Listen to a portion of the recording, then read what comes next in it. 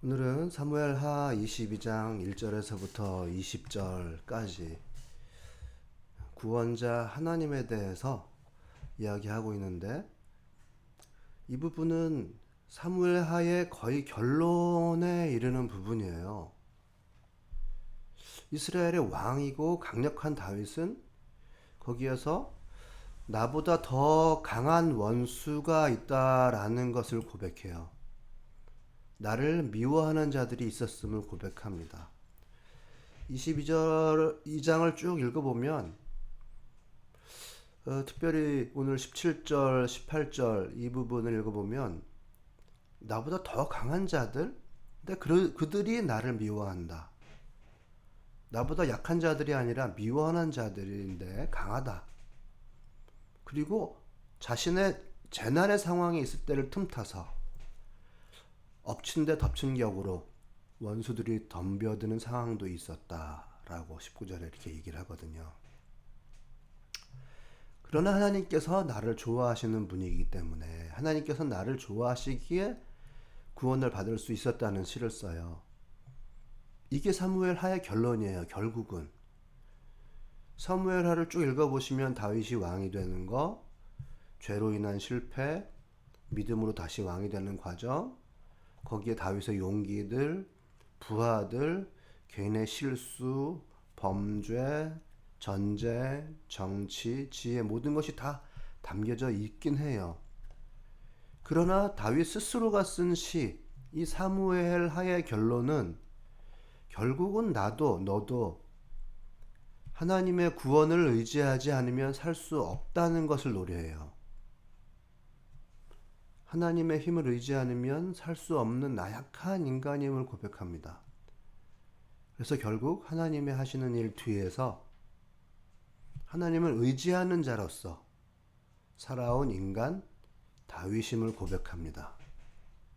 그래서 하나님의 구원하심을 감사하는 그런 시를 쓴 거예요.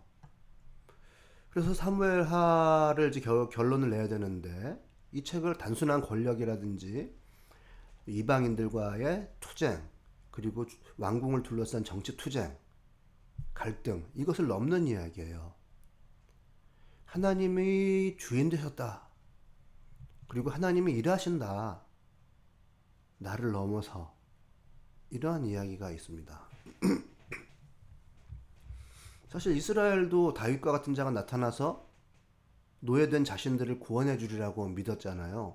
그게 그들의 신앙이죠. 그러나 다윗이 아니라 진정한 구원자는 하나님이시다라고 하는 이야기예요.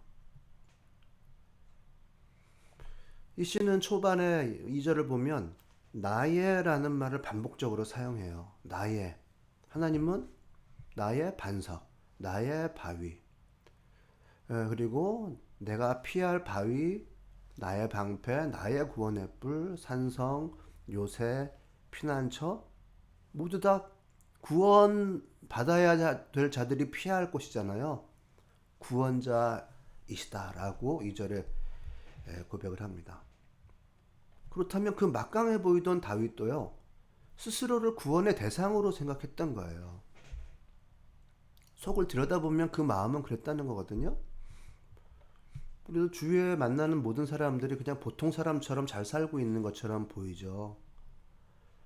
그러나 사실은 인생의 진실이라는 거는 그래요. 모든 사람 내 삶이 갑작스럽게 공격을 당할 때가 있어요. 그리고 나이가 들어가면서 내 몸은 갑자기 쇠약해지고 지치고 병원에 가서 아프다고 해도 그냥 그렇게 사세요 라는 얘기밖에 못 들을 정도의 병이 듭니다. 별 문제 없었던 내 신앙도 내 고통에 아무런 도움이 안 되고요. 내 마음 스스로가 나를 괴롭게 해요. 그런 게 이해가 되시나요? 내 인생 자체가 뭐 누가 나한테 잘못했다가 아니라 내 인생 자체가 탁 꼬여버려요. 설명이 안 되는. 뭘까? 이러다가 인생이 끝나나? 도저히 이해가 되지 않는 막바지에 몰릴 때가 있거든요. 사람이니까 내가 인생의 주인이고 주체인가? 돌아보면 내가 그렇지 않아요. 그냥 휘둘리는 나가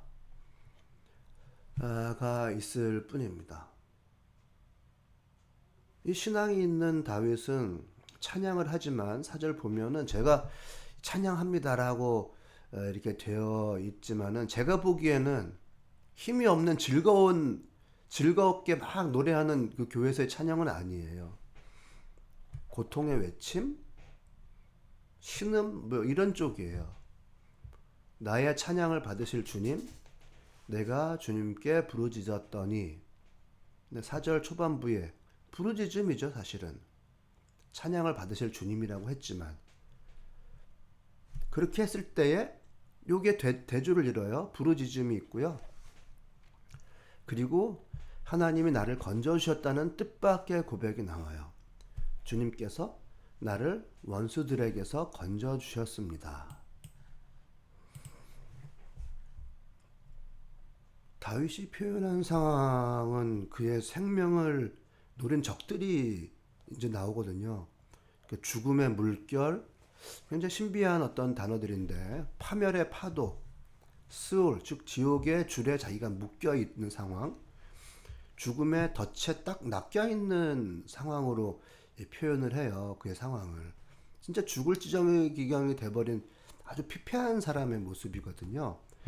누구 때문에 힘들어를 넘은 거예요. 그냥 내 삶 자체가 나를 꽉 올매고 있는 그런 상황입니다. 그때 저는 참 공감하는 게 다윗은 마지막 수단이자 근데 사실은 당연하게도 기본적인 행위인 부르짖음에 의지합니다. 그 7절에 보면 반복적으로 부르짖거든요. 부르짖고 하나님이 들으셨다. 부르짖음이 그의 귀에 들어갔다. 이게 기본적인 구도예요. 이것이 사람과 하나님과 맺은 기본적인 약속입니다. 기도하고 들으시고 마지막 수단이면서도 너무 당연한 건 기본적인 신앙의 행위잖아요. 이것이 사람과 하나님이 맺은 기본적인 약속의 구도예요.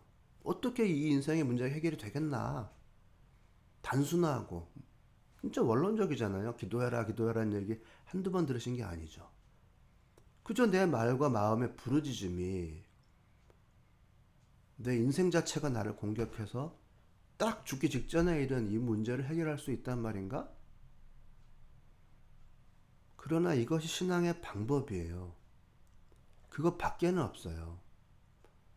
사무엘 하가 이 다윗이라고 하는 거대한 인물의 고백을 통해서 들려주는 마지막 결론은 내가 부르짖고 하나님이 그것을 들으시는 것 밖에는 다른 방법이 없다고 말합니다. 즉 내가 기도하면 구원의 손길이 있다. 이게 인생의 마지막 구도라는 거예요. 저 또한 많은 분들에게 그리고 저 스스로에게 이와 같은 내용을 설명하고 가르치고 저 스스로 묵상했습니다마는 내 마음속에 절대자 하나님이 존재하지 않는 이상 이게 가능하지 않아요. 내가 그분 앞에 무릎 꿇고 십자가 앞에 머리 숙이고 나의 구원자 되신 예수님 앞에서 나는 아무것도 아닙니다 라고 하는 이 기본적인 심상이 나의 마음 가운데 있지 않는 이상은 내 신앙은 가졌는데 그래도 열심히 해야지 하나님께서 나에게 복을 주실 거야 라고 하는 이런 상식적인 신앙 이상이 되기가 힘들어요. 그래서 점검해 보시길 바라는 거는 내 마음 가운데 절대자로서의 하나님을 내가 모시고 내가 그분을 잘 모시려고 하는 사람인지를 생각해 보시면 좋을 것 같아요. 모든 것의 주인 되신 하나님을 내가 모시고 그분을 섬기고 그 십자가 앞에 머리 숙이는 사람인지 무릎 꿇는 사람인지 아니면 내가 인생의 주체이고 하나님께서 나를 서포트 하시는 구도로 내가 살아가고 있는지. 저는 인생은 내 마음대로 되지 않을 때가 결국은 온다. 그때 다윗은 마지막 수단이자 당연한 기본적인 행위인 기도에 의지해요. 부르짖음에 의지합니다. 그리고 하나님이 들으시는 것. 이런 구도로 살아왔음을 다윗은 이야기하고 있습니다. 저 또한 그렇게 기도하려고 하고, 저는 제가 약하고 약한 사람이라는 것을 결국은 인정할 수밖에 없었어요. 어릴 때, 청년 때는 그런 것을 잘 모르지만은 살면서 결국은 내가 약한 사람이구나. 사람들은 나를 어떻게 볼지 모르겠습니다는 저는 저를 알죠. 약한 사람이구나. 결국은 이제는 하나님께서 하시는 일 뒤에 따라갈 수밖에 없다. 하나님께서 내가 해야 할 말을 해주시고 내가 해야 할 행동을 해주시고 기도하고 나면 하나님께서 나에게 최적의 상황을 열어주시도록 기도할 수밖에 없겠다 라고 하는 결론에 이르렀습니다. 그것이 그리고 신앙의 방법인 것 같아요. 내가 기도하면 구원의 손길이 있다. 네, 오늘 사무엘하 22장 1절에서부터 20절까지의 말씀 묵상, 저는 그렇게 결론을 맺었습니다. 감사합니다.